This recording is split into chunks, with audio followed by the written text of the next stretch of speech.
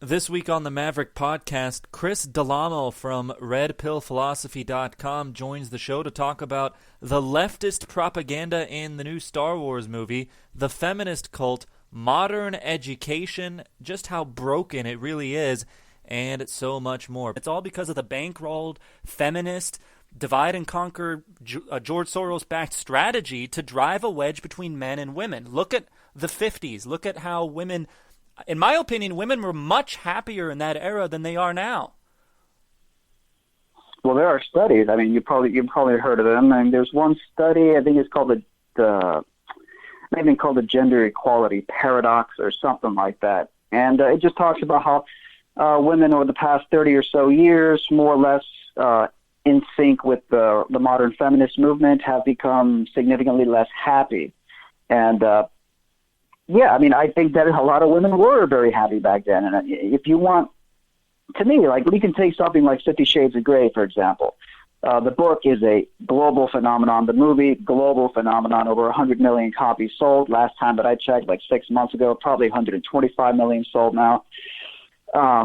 Huge global phenomenon. And what is 50 Shades of Grey? It's like it's this fantasy of this overbearing, dominant alpha male controlling a woman like she's his property. I mean, that's the absolute essence of a patriarchal relationship. That's the absolute essence of the so-called outdated, retrograde relationships that feminists say are so evil. But you look at 50 Shades of Grey, women flocking to the theaters, obsessing over this story, you know, their vaginas tingling and getting wet with glee at the idea of this overbearing guy controlling her and dominating her.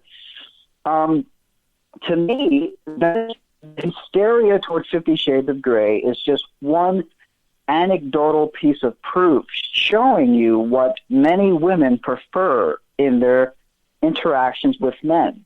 They don't want some passive, pushover nice guy who gets on his knees and grovels to the female.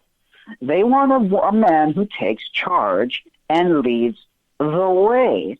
And I think that women are naturally happier when they are in a subservient position to men. When women voluntarily choose to be in a subservient position to a man that she chooses out of the stock of men in the world that she can choose from. Women are undeniably happier when they're subservient to a man. And, you know, a lot of times, and I have to say this all the time, I have to repeat it in my videos because it sounds so outdated, it sounds so politically incorrect, but servitude does not equal slavery, okay? One in a position where she serves her man, that's not slavery. That's not inherently disgraceful or bad, or it's not like she's a slave or anything. And I make an analogy to the fact that we all serve somebody. If you work at a job, you have to serve your customer, or you have to serve your boss and his demands. Okay, we all serve somebody. Even if you own your own business, you have to serve your customers. And if a woman chooses the quote-unquote career route of being a stay-at-home mom, she's choosing that form of servitude.